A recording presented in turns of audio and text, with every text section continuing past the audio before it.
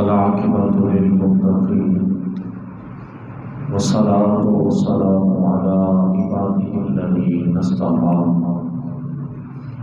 خصوصا على محمد المصطفى الذي كان نبيا وآدم بين الدين والماء وأفضل الرسل وخاتم الأنبياء.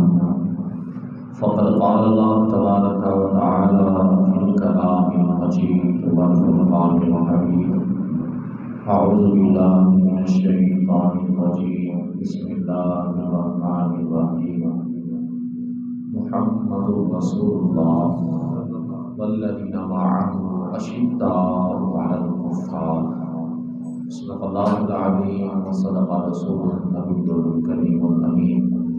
قال الله تبارك وتعالى في شأن حبيبه مخبرا وآمرا: إن الله وملائكته يصلون على النبي يا أيها الذين آمنوا صلوا عليه وسلموا تسلیما. کوئی بھی زبان خاموش نہ رہے، بلند آواز کے ساتھ مل کر پڑھیے: اللہم صل علی سیدنا محمد وعلی آل سیدنا محمد وأصحابہ سیدنا محمد وبارک وسلم علیہ. الصلاة والسلام عليك يا سيدي يا رسول الله وعلى آلك وأصحابك يا سيدي يا محبوب رب العالمين. مولاي صل وسلم دائما أبدا على حبيبك خير الخلق كلهم. هو الحبيب الذي ترجى شفاعته لكل حول من الأحوال مقتحمين. محمد سيد الكونين وثقلين والفريقين من عرب ومن عجم. مولاي صل وسلم دائما أبدا على حبيبك خير الخلق كلهم. يا رب بالمصطفى بلغ مقاصدنا واغفر لنا ما مضى يا واسع الكرم. مولاي صل وسلم دائما أبدا على حبيبك خير الخلق كلهم. اللہ تبارک و تعالی کی حمد و ثنا کے بعد آقا انعامدار مدنی تاجدار حضور سرور کائنات فخر موجودات شان دو عالم جان دو عالم روح کائنات فخر کائنات فخر الرسول نبی الکل ہادی السبل امت کی جان امت کے پیارے احمد مجتبی جناب حضرت محمد مصطفیٰ صلی اللہ علیہ وآلہ وسلم کی بارگاہ میں ہدیہ درود شریف کا نذرانہ پیش کرنے کے بعد نہایت ہی ادب کے لائق سامعین عزیز وقار، السلام علیکم ورحمۃ اللہ وبرکاتہ. امام الانبیاء کے غلاموں، رب ذوالجلال کا کروڑا شکر ہے کہ اس رب ذوالجلال نے ہم سب کو ماہ شوال المکرم کا دوسرا جمعہ ادا کرنے کی توفیق عطا فرمائی۔ دعا کو خالق کائنات آج کا بابرکت دن ہم سب کے لیے بخشش کا ذریعہ بنائے۔ احباب ذی وقار، 10 شوال المکرم امام اعلی حضرت امام احمد رضا خان فاضل بریلوی رحمۃ اللہ تعالی علیہ، آپ کا یوم ولادت، اس مناسبت سے بھی چند چیزیں ذکر کریں گے۔ پھر 15 شوال المکرم غزوہ احد، اور جب غزوہ احد کی بات آتی ہے تو ایک شعر کی بات یاد آتی ہے جس کا نام حضرت سیدنا امیر حمزہ رضی اللہ تعالیٰ عنہ۔ چونکہ وقت اتنا نہیں ہوتا کہ تفصیلاً گفتگو کی جائے، انشاءاللہ کچھ چیزیں امام احمد رضا خان فاضل بریلوی کی شان میں، تاکہ وہیں سے بھی کچھ فیض حاصل کر لیں، اتوں بھی تو فیض لینا۔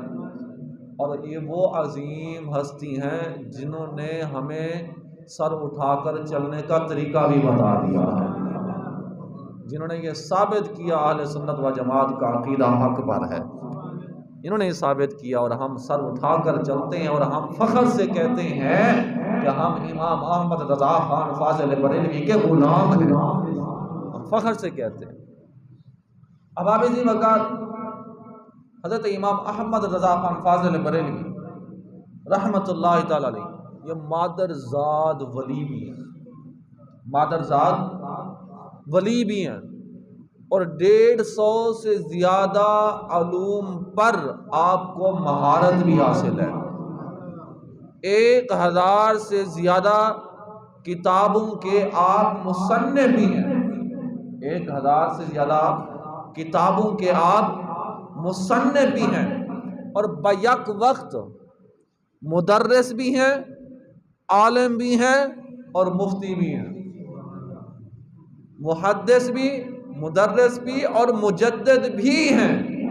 یار اتنی بڑی عظیم شخصیت کا ذکر ہو رہا ہے، سبحان اللہ کی آواز نہیں ہے، آپ کی میری بات نہیں ہے، یہاں پر امام احمد رضا خان فاضل بریلوی کی بات ہو رہی ہے، اور یہ وہ امام احمد رضا خان فاضل بریلوی ہیں کہ کسی جمعرات کو ختم پڑھنے والے مولوی کا ذکر نہیں کیا جا رہا، بلکہ اس امام احمد رضا خان فاضل بریلوی کا ذکر کیا جا رہا ہے جو صاحب حضوری اور بزرگ ہیں، صاحب حضوری بزرگ ہیں، اور آپ کا عشق اور آپ کا جذبہ قربان جائے حضرت امام احمد رضا خان فاضل بریلوی رحمت اللہ تعالی علیہ۔ آپ بیٹھے ہیں نا، علم ابجد کے اعتبار سے 786 اگر لکھیں تو اس کی جب عدد نکالتے ہیں تو اس کا معنی بنتا ہے بسم اللہ الرحمن الرحیم، علم ابجد کے اعتبار سے اس کے تعداد جب عدد نکالیں گے تو اس کا معنی کیا بنتا ہے؟ بسم اللہ الرحمن الرحیم۔ اور 786 جب ہم لکھیں گے تو پہلے کیا لکھیں گے ہم؟ 7 پھر 8 پھر 6، تو یعنی یہ ترتیب ہوگی، پہلے کیا لکھا جائے گا؟ 7 پھر 8 پھر 6۔ لیکن امام احمد رضا خان فاضل بریلوی اس کے برعکس لکھتے تھے، آپ پہلے 6 لکھتے تھے، پھر 8 لکھتے تھے، پھر 7 لکھتے تھے۔ ایک دن لکھنے لگے نا تو کسی نے دیکھا، انہوں نے کہا حضرت آپ تو پٹھا لکھ رہے ہو، سیدھا تو لکھ ہی نہیں رہے۔ آپ نے کیا فرمایا؟ آپ نے مائیں تے سیدھا لکھ رہے ہیں، مائیں تے سیدھا لکھ رہے ہیں۔ کہا سمجھ نہیں آئی، کہا دسو کہ نبی علیہ الصلوۃ والسلام دی سنت کی ہے۔ نبی علیہ الصلوۃ والسلام نے فرمایا کہ جب بھی کسی کام کا آغاز کرو تو سیدھی جانب سے کرو، کہ جب ہم 786 سے آغاز کریں گے تے پٹھے پاس ہوئے تو نبی علیہ الصلوۃ والسلام کی سنت تے سیدھے پاس ہوئے، تو اس واسطے پہلے 6 پھر 8 تے پھر 7 لکھا جائے گا۔ تو یہ آپ کا عشق ہے کہ نبی علیہ الصلوۃ والسلام کی سنت باریکی چیزوں پر بھی آپ دھیان کیا کرتے تھے، اور اگر اور بھی بات کروں تو آپ کے کلیجے میں ٹھنڈک پڑ جائے گی کہ جس طرح یہ ہمارے حکمران ہے نا، ہم کہتے ہیں نویں سرکار آ گئی، جب الیکشن ہوتے پھر کی کہتے ہیں نویں سرکار آ گئی. اب تو یہ سرکار کا جملہ خیر کم بولا جاتا ہے، پہلے زمانے میں یہی جملہ بولا جاتا تھا، سرکار زیادہ تر بولا جاتا. اب تو حکومت کہتے ہیں، گورنمنٹ کہتے ہیں، نئے نئے لفظ آ گئے ہیں تو یہ جملے بولے جاتے ہیں. اس وقت یہ سرکار کا لفظ بولا جاتا تھا. اور جب امام احمد رضا خان فاضل بریلوی رحمت اللہ تعالی علیہ کے پاس بھی آتا اور آ کر کوئی کہتا کہ سرکار نے یہ اعلان کر دیا ہے، سرکار نے یہ چیز مہنگی کر دی ہے، سرکار نے یہ کہا ہے، سرکار نے یہ کہا ہے، آپ جاہو جلال میں آ جاتے اور آپ فرماتے انہوں نے سرکار نہ کہو بلکہ انہوں نے حکومت کہو یا کوئی اور جملہ کہو، سرکار ایک ہی ذات ہے اور مدینے والی وہ ذات ہے. سرکار ایک ہی ذات ہے اور وہ مدینے والی ذات ہے، اس کے علاوہ کسی اور یہ القابات نہیں دیے جا سکتے. اور امام احمد رضا خان فاضل بریلوی رحمت اللہ تعالی 6 سال کی عمر ہے، آپ نے سب سے پہلا بیان جو فرمایا 6 سال کی عمر میں فرمایا، اور بیان کا جو دورانیہ تھا پورے 2 گھنٹے کا تھا. 2 گھنٹے آپ نے بیان فرمایا. اور آپ کو یہ بات بھی سن کر حیرانگی ہوگی اور خوشی بھی ہوگی کہ آپ کا جو موضوع تھا وہ موضوع بھی میلاد مصطفیٰ تھا، موضوع بھی میلاد مصطفیٰ تھا. اور اس کے اندر آپ نے ایک نقطہ بیان کیا جو آج بھی پورا زمانہ بیان کرتا ہے. آپ نے فرمایا اس میں کہ دیکھو جی لوگ کہتے ہیں جب بڑا ربیع الاول آتے تو تسی بڑا نبی کر دو. لوگ کہتے ہیں جب 12 ربیع الاول آتا ہے تو آپ بڑا نبی کرتے ہو اور بڑی جھنڈیاں لگاتے ہو، بڑی خوشیاں مناتے ہو، دھومے مچاتے ہو، یہ کیوں کرتے ہو؟ تو امام احمد رضا خان فاضل بریلوی کیا فرماتے ہیں؟ آپ اس مجمع کے اندر 6 سال کی عمر ہے، آپ فرماتے ہیں کہ دسو کہ جب نبی علیہ السلام اس دنیا میں تشریف لے کر آئے تھے تو آپ نے کیا کیا تھا؟ کہا انہوں نے تو آخیا پہلے اللہ دی حمد بیان کی تھی پھر امتی کیا تھا. کہا جب وہ آئے تھے انہوں نے پہلے اللہ کی حمد بیان کی تو وہ انہوں نے پھر امتی کیا. تو جب 12 ربیع الاول کا دن آتا ہے ہم بھی نبی کر لیتے ہیں. اور میں صرف 12 ربیع الاول والے دن نہیں بلکہ ہم اٹھتے ہیں تو نبی ہم چھوتے ہیں تو نبی چلتے ہیں تو نبی بات کرتے ہیں تو نبی جب چلتے ہیں دور سے دیکھ کر لوگ یہی کہتے ہیں یہ نبی کا سچا غلام آ رہا ہے، یہ نبی کا سچا غلام آ رہا ہے. اور امام احمد رضا خان فاضل بریلوی رحمت اللہ تعالی علیہ جب آپ 8 سال کی عمر کو پہنچتے نا، 8 سال کی عمر کو ہدایت النحو جو درس نظامی کے اندر کتاب پڑھائی جاتی ہے اس کو آپ نے عربی کے اندر پوری تشریح کی تھی، شرح لکھ ڈالی تھی. 8 سال کی عمر میں عربی کے اندر ہدایت النحو کی آپ نے شرح لکھی تھی. اور 14 سال کی جب عمر کو پہنچتے ہیں آپ مفتی اعظم بن جاتے ہیں. 14 سال کی عمر میں آپ مفتی اعظم بن جاتے ہیں. اور آپ نے سب سے پہلے جس مسئلے پر فتویٰ دیا تھا وہ مسئلہ رضاعت کا تھا، وہ مسئلہ رضاعت کا تھا. کیا مطلب کہ مثال کے طور پر ایک بچہ ہے اور 2 سے 28 سال کی عمر ہے، اگر وہ اپنی حقیقی ماں کا دودھ پیے گا تو وہ حقیقی بیٹا کہلائے گا. اگر وہی بچہ کسی اور ماں کا دودھ پیے گا تو وہ رضائی بیٹا کہلائے گا. اور اس کے جو اپنے حقیقی بچے ہوں گے وہ اس کے نکاح میں نہیں آ سکیں گے تو وہ کیا کہلائے گا؟ رضائی بیٹا. اب سوال مسئلہ یہ ہوا تھا، امام احمد رضا خان فاضل بریلوی سے سوال آیا، جس نے سوال کیا اس نے کہا جی دسو چلو ایک بچہ ہے 2 سے 28 سال کی عمر ہے اور اس نے کسی دوسری ماں کا دودھ پیا وہ رضائی بیٹا کہلائے گا. اگر اس کے منہ میں ناک کے ذریعے سے پیٹ میں دودھ چلا جائے گا تو اب کیا حکم ہوگا؟ تو آپ نے بڑے مدلل جواب ایسے اشارے پر میں آپ نے فرمایا پھر بھی اس کا وہ رضائی بیٹا کہلائے گا. کیوں؟ اس لیے کہ اس کے خون میں تو دودھ شامل ہو گیا ہے، اس کے خون میں تو دودھ شامل ہو گیا. اچھا جس نے سوال کیا نا تو وہ آیا جواب لینے کے لیے تو باہر آپ کے والد گرام مولانا تقی رحمت اللہ تعالی آپ بیٹھے تھے اور میں نے مسئلہ پوچھا تھا اس کا فتویٰ لینا تھا اور میں کہ اندر مفتی اعظم بیٹھے جا کر ان سے فتویٰ لے لو. اندر گیا وہ بندہ تو دیکھتا ہے تو اندر تو امام احمد رضا خان فاضل بریلوی بیٹھے ہیں. وہ باہر آ گئے کہتے ہیں اندر ایک بچہ بیٹھا ہے، میں وہی تھے وہ مفتی اعظم ہے. اور آپ نے جب اس کو فتویٰ دیا وہ کسی اور عالم دین کے بعد لے کر گئے، تو بچے نے دیا ہے، اور آپ نے اس کے اندر ایسے مدلل جواب لکھے تھے کوئی آپ کے جواب کا رد ہی نہیں کر سکا۔ انہوں نے کہا جو بھی امام احمد رضا خان فاضل بریلوی نے لکھا ہے حق اور سچ لکھا ہے، حق اور سچ لکھا ہے۔ اور جب امام احمد رضا خان فاضل بریلوی رحمۃ اللہ تعالی علیہ کو آپ کے والد گرامی اپنے شیخ کامل یعنی پیر کامل کے پاس لے کر گئے تھے، تو وہاں پر آپ کے پیر کامل کا نام کیا تھا؟ حضرت سید شاہ آل رسول رحمۃ اللہ تعالی علیہ، اور پکے سیدزادے، اصلی اور نسلی سیدزادے ہیں۔ آپ کے پاس لے کر گئے نا، تو اب والد گرامی کے توسل سے آپ نے بیعت کی۔ جب بیعت کر لی نا، تو آپ نے بیک وقت آپ کے پیر کامل شیخ کامل نے کیا کیا، بیک وقت آپ کو خلافت بھی عطا فرما دی، خرقہ بھی عطا فرما دیا، دستار بھی عطا فرما دی، اور جبہ بھی عطا فرما دیا، اور جتنے بھی آپ کے پاس امانتیں تھی بزرگوں کی وہ ساری آپ کو عطا فرما دی۔ اب وہاں پر ایک اور مرید بیٹھا تھا، اس نے کہا حضرت یہ آپ نے کیا کر دیا؟ آپ کو پیمانہ طریقت تو یہ ہے کہ جب آپ کے مرید کوئی ہونے کے لیے آتا ہے تو آپ اس سے 5 سال مجاہدات کرواتے ہیں، اور اس کے بعد جا کر جو ہے آپ اس کو یہ منصب عطا فرماتے ہیں، اس کو خلافت عطا فرماتے ہیں۔ آپ نے پہلے ہی وہ آئے ہیں تو مرید کر کے آپ نے پہلے ہی منصب عطا فرما دیا ہے، خلافت پہلے ہی عطا فرما دی ہے۔ اب آپ کا جو جواب تھا آپ کے پیر کامل کا وہ سنیے گا اور اپنے کلیجوں میں ٹھنڈک پائیے گا۔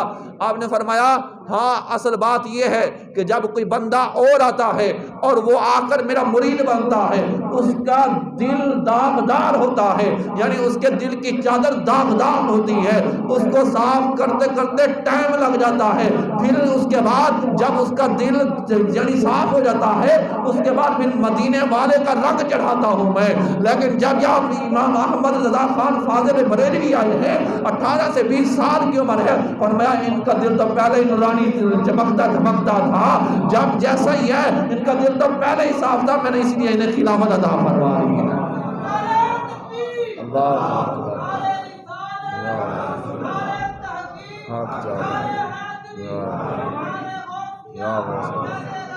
جاری رہے گا۔ عشق و محبت، عشق و محبت، عشق و محبت، عشق و محبت، اعلیٰ حضرت، اعلیٰ حضرت۔ اچھا اگلی بات سنیے، آپ کے شیخ کامل نے کیا بات کی؟ آپ نے فرمایا اب میں نے امام احمد رضا خان فاضل بریلوی کو اپنا مرید کر لیا ہے، اب میری ٹینشن دور ہو گئی ہے، میری ٹینشن دور ہو گئی ہے، میں ایک پریشانی میں تھا، اب وہ میری پریشانی دور ہو گئی۔ مریدین نے کہا تھا ہم سمجھے نہیں بات آپ کی کہ آپ کو کون سی پریشانی تھی؟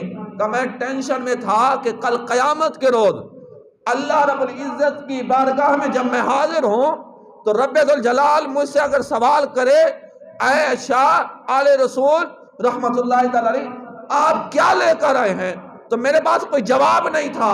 اب میں مجھ سے اگر کل قیامت کے روز رب ذوالجلال نے یہ سوال کر لیا کہ میرے پاس کیا لے کر آئے ہو، تو میں یہی کہوں گا امام احمد رضا خان فاضل بریلوی لے کر آیا ہوں، امام احمد رضا خان فاضل بریلوی رحمت اللہ تعالی علیہ۔ اور ہمیں فخر ہے کہ ہمارا امام احمد رضا خان فاضل بریلوی ہے۔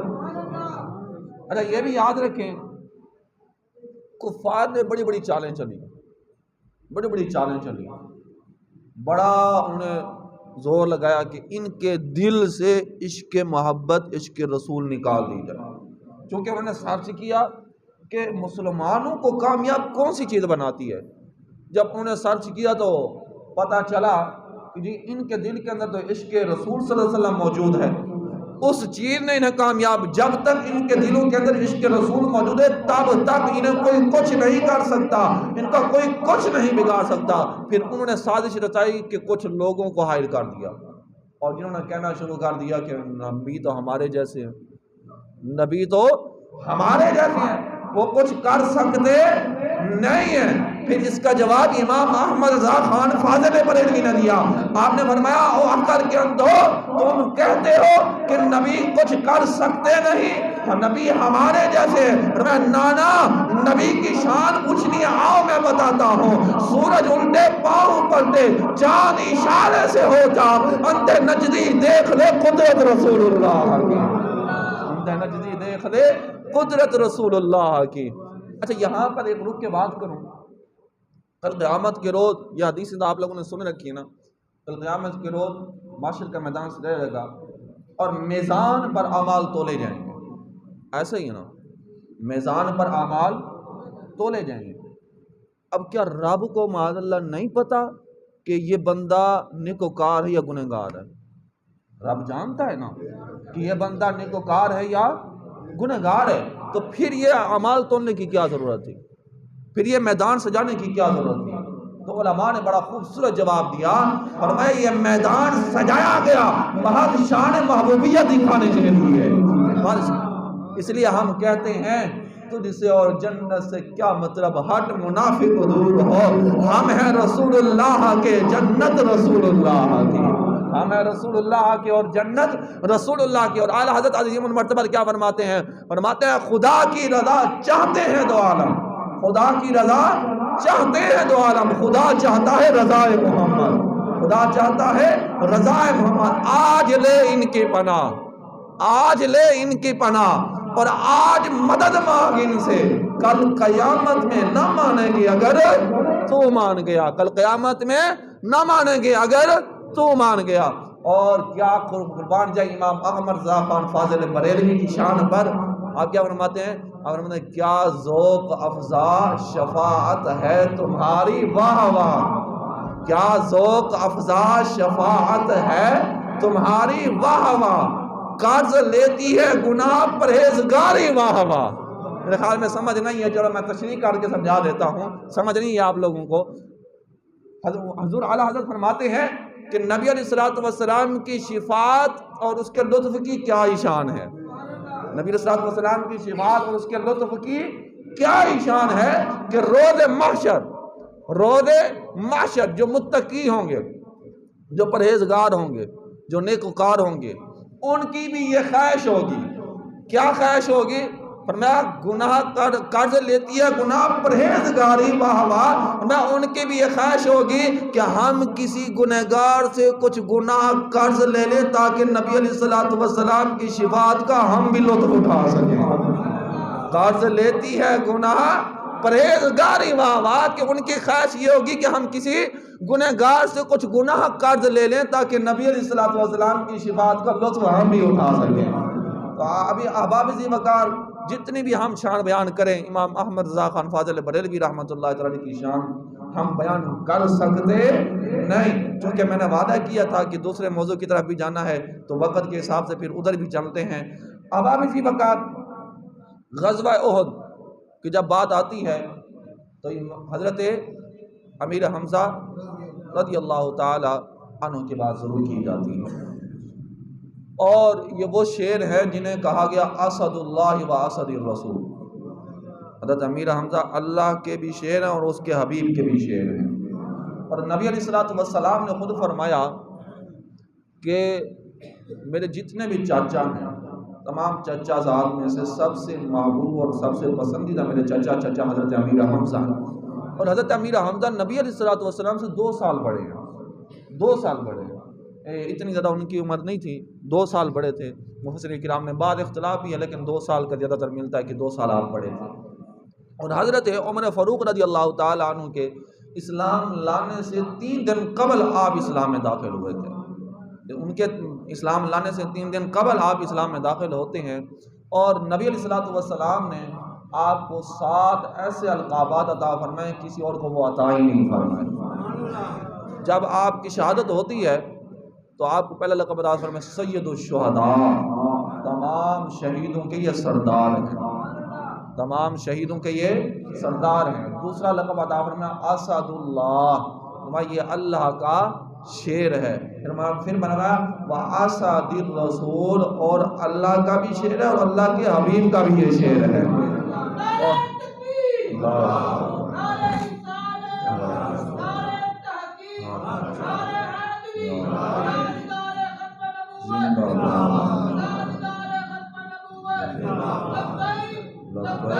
لبیک یا رسول اللہ، لبیک لبیک لبیک یا رسول اللہ، لبیک لبیک لبیک یا رسول اللہ. توجہ کیجئے گا، تیسرا لقب کیا؟ واسد الرسول. چوتھا فرمایا وَعَمَّ رسول اللہ صلی اللہ علیہ وسلم، چوتھا فرمایا کہ یہ میرے چاچا بھی ہیں، رسول اللہ صلی اللہ علیہ وآلہ وسلم کے چاچا بھی ہیں۔ اور پانچواں لقب عطا فرمایا وَأَفْضَلُ الشُّهَدَاء، میں تمام شہداء میں سب سے افضل حضرت امیر حمزہ رضی اللہ تعالیٰ عنہ ہیں۔ پھر چھٹا فرمایا فاعل الخیرات، فرمایا یہ نیک کام اچھے کام کرنے والے ہیں۔ فرمایا کشف الکرب، فرمایا کہ مشکل کو دور کرنے والے بھی حضرت امیر حمزہ رضی اللہ تعالیٰ عنہ کی شان مبارکہ، ذات مبارکہ ہے۔ اب آپ ذی وقار آپ کے اسلام میں داخل ہونے کی بھی کمال داستان ہے۔ آپ کو شکار کا بڑا شوق تھا، آپ شکار بڑا کیا کرتے تھے، اور ایک دن آپ شکار کرنے کے لیے جاتے ہیں تو واپس پلٹتے ہیں، تو آپ کا ایک انداز تھا چلنے کا، اطراف کے چلتے تھے، بڑا کر کے چلتے تھے، آپ کا انداز تھا۔ جب آپ شکار سے واپس آتے ہیں تو دو لونڈی آپس میں بات کر رہی تھیں۔ ایک لونڈی دوسری لونڈی سے کہتی ہے اگر حمزہ کو رضی اللہ تعالیٰ عنہ، اگر اس وقت اس دار اسلام میں داخل نہیں ہوئے تھے، اگر انہیں پتہ چل جائے کہ آج ان کے بھتیجے کے ساتھ کیا سلوک کیا گیا تو یہ جس طرح چل رہے ہیں ان کی چال یہ ایسی نہ ہوتی، ان کی چال ایسی نہ ہوتی۔ وہ آگے صاحب پاس ان کا کیا ہوا میرے بھتیجے کے ساتھ؟ کہا آپ کے بھتیجے نبی آخر الزمان صلی اللہ علیہ وآلہ وسلم عبداللہ بن جدان کے گھر کے پاس سے گزر رہے تھے اور سامنے سے ابو جہل آ رہا تھا، تو ابو جہل نے برا بھلا کہنا شروع کر دیا، اور قربان جائے مصطفیٰ کے صبر پر۔ ہماری حالت تو یہ ہوتی ہے، ہمیں کوئی کچھ کہہ اور تیرے اندر اتنی ہمت، تیرے اندر اتنی جرأت کہ تو نے مجھے یہ کہا اوے کیا۔ اب پتھر کا ہم اینٹ کا جواب پتھر سے دینے کی کوشش کرتے ہیں، صبر نہیں کرتے، حالانکہ صبر کا دامن میرے مصطفیٰ نے تھاما۔ برا بھلا کہنا شروع کر دیا، لیکن میرے مصطفیٰ خاموش۔ اس نے کیا کیا، ایک نوکیلا پتھر اٹھایا اور میرے مصطفیٰ کے سر میں مار دیا اور میرے مصطفیٰ کو زخمی کر دیا۔ میرے مصطفیٰ آنکھوں بہاتے ہوئے وہاں سے چل پڑے اور بیت اللہ یعنی اللہ کے گھر میں جا کر، حرمین میں، وہاں پر جا کر سر سجدے میں رکھ کے رب کو یاد کرنا شروع کر دیتے ہیں۔ آنکھوں میں آنسو ہیں۔ جب یہ بات حضرت امیر حمزہ نے سنی، آپ جاہ و جلال میں آ جاتے ہیں اور وہاں سے چلتے ہیں۔ آپ نے نیزہ اٹھایا ہوا تھا اور وہاں سے جب چلے تو آگے ابو جہل اپنے حواریوں کے ساتھ، اپنے دوستوں کے ساتھ بیٹھا ہوا تھا، اور آپ نے جا کر اس ابو جہل کے سر میں زور سے وہ چھڑی ماری۔ جب زور سے چھڑی ماری تو وہ زخمی ہو گیا۔ حواری اٹھے بھی تھے اور ابو جہل نے روک لیا تھا۔ ابو جہل نے کہا اس کا مقابلہ کوئی نہیں کر سکتا، یہ اسد اللہ ہے، وہ اسد الرسول ہے، اس کا کوئی مقابلہ نہیں کر سکتا۔ خیر یہ تو میں اپنے مشکوں کے اندر یہ بات اسد اللہ، کیونکہ اس وقت دار اسلام میں داخل، اس وقت اس نے کہا تھا کہ ان کو کچھ نہ کہیں، کیوں؟ اس لیے کہ اگر ان کو کچھ کہا گیا تو باقی بھی مسلمان ہمارے اوپر حملہ آور ہوں گے۔ میں ویسے بھی غلط تھا اور میں نے غلطی کر دی ہے، میں نے غلط کہا ہے اور بعد میں مجھے سزا دی جائے گی، اس لیے اس نے ان کو دبانے کی کوشش کی۔ اس وقت تھا بڑا تیز ترین انسان ابو جہل۔ اب کیا ہوا، وہاں پر آپ نے اعلان کیا، بعد مفسرین کرام نے یہ لکھا ہے کہ وہیں پر آپ نے اعلان کیا تھا اور کہا تھا سنو کفار مکہ جتنے بھی بیٹھے ہو، آج سے میں اعلان کرتا ہوں، آج سے واقعہ بعد نبی آخر الزمان صلی اللہ علیہ وسلم پر ایمان لے کر آیا ہوں۔ وہاں سے چلے، جب یہ بات کر دی تو وہاں سے چلے حضرت امیر حمزہ رضی اللہ تعالیٰ عنہ نبی صلی اللہ علیہ وسلم کو تلاش کرنے لگے، تو اللہ کے گھر میں پا لیا، بیت اللہ شریف میں پا لیا، اور میرے مصطفیٰ کریم آقا علیہ الصلوۃ والسلام آپ سر سجدے میں رکھ کر آنکھوں سے آنسو بہا رہے ہیں اور آنسو بہاتے ہوئے رب کو یاد کر رہے ہیں۔ حضرت امیر حمزہ جاتے ہیں اور حضرت امیر حمزہ جا کر کہتے ہیں یا ابن آخی، اے میرے بھائی کے بیٹے، یا ابن آخی۔ میرے مصطفیٰ نے سر نہ اٹھایا، آنکھوں سے آنسو بہا رہے ہیں، پھر فرمایا یا ابن آخی، سر نہ اٹھایا، پھر فرمایا یا ابن آخی، آنکھوں سے آنسو میں سر نہ اٹھایا، تیسری چوتھی مرتبہ جب کہا، میرے مصطفیٰ نے سر اٹھایا اور حضرت امیر حمزہ نے فرمایا، کہا میرے بھتیجے آپ خوش ہو جائیں کہ میں آپ کا بدلہ ابو جہل سے لے کر آیا ہوں اور میں اسے مار کے آیا ہوں۔ قربان جائے مصطفیٰ کے جواب پر میرے مصطفیٰ نے فرمایا مجھے اس بات سے کوئی سروکار نہیں ہے کہ آپ اس سے بدلہ لے کر آئے ہیں، میں اس سے کوئی میری خوشی شاید اضافہ نہیں ہوگا۔ حضرت امیر حمزہ فرماتے ہیں اے میرے بھتیجے بتاؤ آپ کس بات سے خوش ہوں گے، آپ کو کیا چاہیے؟ میرے مصطفیٰ فرماتے ہیں حضرت امیر حمزہ سے اے میرے چچا مجھے خوشی اس بات کی ہوگی کہ جس رب کو میں مانتا ہوں اسی رب کو آپ بھی ماننا شروع کر دیں۔ جس رب کو میں مانتا ہوں اسی رب کو آپ بھی ماننا شروع کر دیں۔ اتنی بات کرنی تھی، اور حضرت امیر حمزہ رضی اللہ تعالیٰ عنہ آپ نے کلمہ پڑھا اور کہا لا الہ الا اللہ محمد رسول اللہ۔ آپ گواہ بن جائے، میں آپ پر بھی ایمان لے کر آیا اور آپ کے خدا پر بھی ایمان لے کر آیا۔ اب آپ اسی وقت شہادت کی بات کی جائے تو جب غزوہ احد کے اندر آپ میدان سجا، ایک ہندہ نامی خاتون تھی جس کے بعد حضرت امیر حمزہ رضی اللہ تعالیٰ عنہ نے غزوہ بدر کے اندر قتل کیا تھا۔ اس کے دل کے اندر اتنا بغض اور بغاوت تھا، منافقت تھی، کہ اس نے ٹھان لی تھی کہ میں حضرت امیر حمزہ سے بدلہ لوں گی غزوہ احد میں۔ ایک اور شخص تھا جس کا نام وحشی تھا، اور یہ جو وحشی تھا بعد میں مسلمان بھی ہو گیا تھا، صحابہ کرام میں ان کا شمار ہوتا ہے۔ تو وحشی کے پاس ایک بڑا ہنر تھا، یہ نیزہ اس طرح گھما کے چلاتا تھا کہ جس پر بھی لگتا تھا اور بندہ نہیں بچتا تھا، جس کو بھی جا کر لگتا تھا اور بندہ وہ بچتا نہیں تھا۔ یہ ہندہ نامی خاتون جاتی ہے وحشی کے بعد اور اس سے جا کر کہتی ہے کہ تو نے جنگ کرنے کے لیے جانا ہے، لیکن تو نے باقی کسی کے ساتھ جنگ نہیں کرنی، تیرا کام اتنا ہوگا تو نے حضرت امیر حمزہ پر وار کرنا، اس کے بدلے میں تو غلام ہے، تجھے آزاد بھی کرا دوں گی، میرے پاس جتنا سونا ہے وہ بھی تمہیں دوں گی، اور مال اور دولت جتنا بھی ہے وہ بھی تو لے لے، منہ مانگی رقم بھی لے لے، گھر بھی لے لے، سب کچھ لے لے، لیکن تو نے حضرت امیر حمزہ پر وار کرنا۔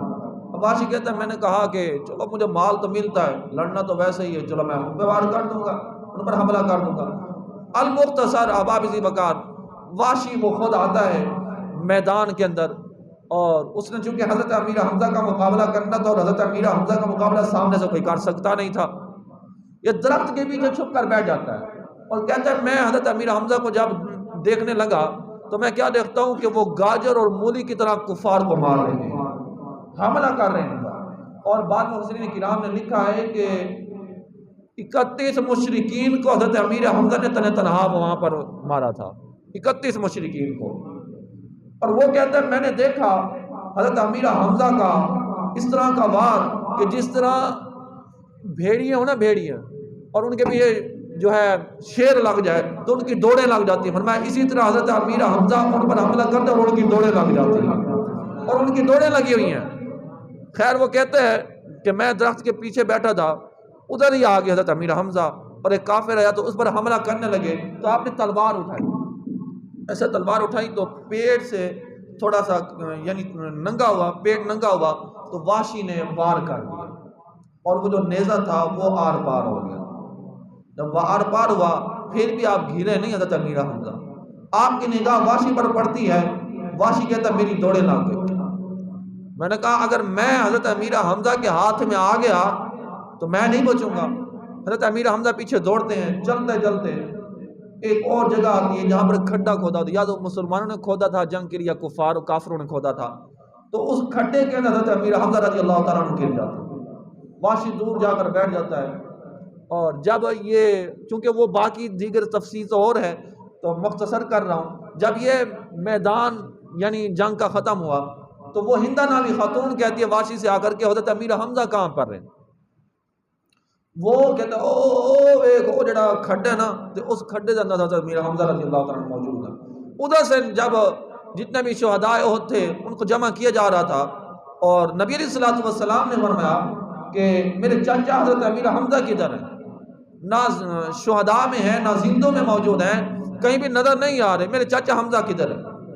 تو ادھر سے وہ تلاش کرنا شروع کر دیا۔ ادھر سے ہندہ نامی خاتون آتی ہے، اب کھڈے کے بعد ڈر سے کوئی آ نہیں رہا، کھڈے کے بعد کوئی بھی ڈر سے نہیں آ رہا، وہ دور بیٹھ کر اب کوئی ڈر رہا ہے کہ ہم ان کے پاس اگر حضرت امیر حمزہ حیات ہوئے تو ظاہر سی بات انہوں نے ہمارے اوپر حملہ کر دیا، دور سے بیٹھ کر نہ پتھر برسانے شروع کر دیے۔ جب وجود حرکت میں نہ آیا تو وہ ہندہ نامی خاتون پاس آ جاتی ہے، وحشی بھی ساتھ ہے۔ اب اس ظالمہ نے کیا کیا، حضرت امیر حمزہ کو نکالا اور حضرت امیر حمزہ کا ناک کاٹا، پھر ہونٹ کاٹے، پھر آنکھیں نکالی، پھر ہاتھوں کی انگلیوں کو کاٹا، پھر پاؤں کی انگلیوں کو کاٹا، پھر میں حضرت امیر حمزہ کا سینہ چاک کیا گیا اور کلیجہ نکالا گیا، اور اس وحشی نے ہندہ نامی خاتون نے اس کلیجے کو چبایا، پھر جو اعضاء کاٹے تھے ان اعضاؤں کا ہار بنایا، گلے میں ڈالا۔ ادھر حضرت مولا علی کرم اللہ وجہ الکریم تلاش کرتے کرتے اس کھڈے کے پاس آتے ہیں، دیکھتے ہیں کہ ان کی پہچان تو ہو نہیں رہی تھی، اور کپڑوں سے پہچانا، چیخ مار کے روتے ہیں اور مصطفیٰ کے پاس جاتے ہیں اور مصطفیٰ کو سینے سے لگاتے ہیں۔ یہاں پر ایک بات میں کرنا چاہوں گا ہاتھ جوڑ کر، نادان ہم تو عیش و عشرت میں زندگی گزار رہے ہیں، ہم تو نفسا نفسی کے عالم کے دور میں گزر رہے ہیں، ہم تو کہتے ہیں ہمارے پاس یہ کچھ ہونا چاہیے، یہ کچھ ہونا چاہیے، دین ہو یا نہ ہو ہمیں کوئی فکر نہیں ہوتی۔ میں نے کہا کل قیامت کے روز حضرت امیر حمزہ مجھ سے سوال تو کریں گے نا، وہ کہیں گے تو صحیح نا کہ اس دین کی خاطر تو مجھے شہید کیا گیا، اس دین کی خاطر تو میرے ناک کو کاٹا گیا، اس دین کی خاطر تو میرے ہونٹوں کو کاٹا گیا، اس دین کی خاطر تو میری آنکھوں کو نکالا گیا، اس دین کی خاطر تو میرا سینہ چاک کیا گیا، اس دین کی خاطر تو میرا کلیجہ نکالا گیا اور میرے کلیجے کو دبایا چبایا گیا۔ بتاؤ تم لوگوں نے اس دین کی خاطر کیا کردار ادا کیا تھا؟ ہمارے پاس کیا جواب ہوگا؟ ہم نے کیا جواب دینا ہے وہاں پر مار کے؟ ساری زندگی ہم مال اور دولت کے نشے میں ڈوبتے رہے، عیش و عشرت میں ڈوبتے رہے، ہمارے پاس اتنا وقت بھی نہیں تھا کہ ہم رب کی عبادت کر سکتے۔ ارے اس دین کی خاطر تو انہوں نے جانوں کا نذرانہ پیش کر دیا، ہمارے پاس اتنا بھی وقت نہیں کہ ہم نماز پنجگانہ باجماعت ادا کر سکیں۔ حیرت ہے مسلمان آپ پر کہ ہم کیسے مسلمان ہیں، نام کے مسلمان رہ گئے ہیں۔ ارے وہی کافر ہیں، وہ بھی ہمارے اوپر حیران ہوتے ہیں، وہ کہتے ہیں اپنے آپ کو کہتا تو مسلمان ہے لیکن کام تو ہمارے جیسا ہی کر رہا ہے۔ کون سا ایسا کام ہے جس میں ہم کافروں سے مشابہت نہیں دے رہے؟ ہر کام کے اندر ہم کافروں سے مشابہت دے رہے۔ اور مختصر حضرت مولا علی کرم اللہ وجہ الکریم جا کر نبی علیہ السلام کو بتاتے ہیں، اور نبی علیہ السلام کہتے ہیں مجھے حضرت امیر میرے چچا کے پاس لے چلو۔ حضرت مولا علی ہاتھ جوڑ لیتے ہیں، یا رسول اللہ آپ سے نہیں دیکھا جائے گا، آپ نہ جائیں۔ میرے مصطفیٰ نے فرمایا میں نے جانا ہے، مجھے دکھاؤ۔ میرے مصطفیٰ آئے اور جب دیکھا تو میرے مصطفیٰ اتنے درد کے ساتھ روئے، صحابہ کہتے ہیں مصطفیٰ کو دیکھ کر ہمیں بھی رونا آ گیا، ہم بھی زار و قطار رونے لگے، کیونکہ برا سلوک کیا حضرت امیر حمزہ رضی اللہ تعالیٰ عنہ کے ساتھ۔ ادھر سے نبی علیہ السلام کی پھوپھی حضرت صفیہ آ رہی تھی، نبی علیہ السلام نے فرمایا میری پھوپھی کو وہیں پر روک لو، ان کا بھائی نہیں دیکھا جائے گا۔ جب ان کے بیٹے حضرت زبیر جاتے ہیں روکنے کے لیے تو کہا نہیں میں نے اپنے بھائی کے پاس جانا ہے۔ آگے بڑھی تو نبی علیہ السلام نے فرمایا کہ اپنی پھوپھی سے پھوپھی آپ نے آگے نہیں بڑھنا، آپ سے نہیں دیکھا جائے گا۔ قربان نے حضرت صفیہ کے جواب پر آپ کیا فرماتی ہیں؟ آپ عرض کرتی ہیں آقا کہ ہاتھ جوڑ کر آقا آپ اللہ کے رسول، اللہ کے حبیب، اور یہ جو میرا بھائی ہے نا، یہ میرا بھائی یہ اسد اللہ بھی ہے اور اسد الرسول بھی ہے، یہ بھی شیر اور میں شیر کی بہن ہوں، میں صبر کروں گی، واویلا نہیں کروں گی۔ اب حضرت صفیہ آتی ہیں، واویلا نہیں کیا۔ المختصر احباب ذی وقار، حضرت امیر حمزہ کو حضرت صفیہ نے چادر دی کفن کے لیے، اور وہ چادر چھوٹی پڑ گئی۔ حضرت امیر حمزہ کا قد آور تھے، آپ سر ڈھانپتے تھے تو پاؤں ننگے ہو جاتے تھے، پاؤں ڈھانپتے تھے تو سر ننگا ہو جاتا تھا۔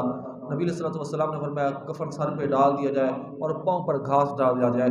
سب سے پہلا جس کا جنازہ نبی علیہ السلام نے پڑھایا وہ حضرت امیر حمزہ رضی اللہ تعالیٰ عنہ کی ذات تھی۔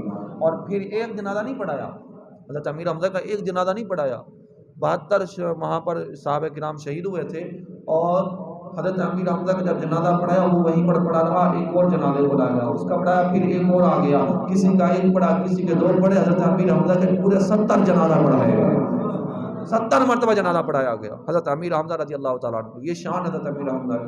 اور مفسرین کرام نے لکھا ہے وہاں پر آپ کا مزار ہے، آج بھی اگر کوئی بندہ وہاں پر جائے اور جا کر جو بھی دعا کرے حضرت امیر حمزہ کے طفیل رب اس دعا کو قبول فرما لیتا ہے۔ اور یہ مفسرین کرام نے لکھا ہے، بڑا کمال نسخہ دے رہا ہوں، اگر کسی بندے کی خواہش ہے کہ اس کے ہاں اولاد اور اللہ تعالیٰ بیٹا مجھے نوازے، بیٹے کی نعمت ہے، بیٹا بھی نعمت ہے، بیٹیاں اور رحمت ہیں وہ بھی، اور بیٹا بھی نعمت ہے، کسی کی خواہش ہے کہ اللہ مجھے بیٹے کی نعمت سے نوازے، تو محسن کرام نے لکھا ہے وہ اپنے یہ نیت کر لے کہ وہ اپنے بیٹے کا نام حضرت امیر حمزہ کے نام پر حمزہ رکھے گا، اللہ اسے بیٹا عطا فرما دے گا۔ آج بھی ان کا فیض جاری ہے۔ فرماتے ہیں محسن کرام آج بھی ان کے مزار پر جائیں نا تو ان کے مزار سے جو خوشبو آ رہی تھی کائنات میں کہیں اور سے آتی ہی نہیں ہے۔ دعائے خالق کائنات ہم سب کو سیرت احد اور پر عمل کرنے کی توفیق عطا فرمائے۔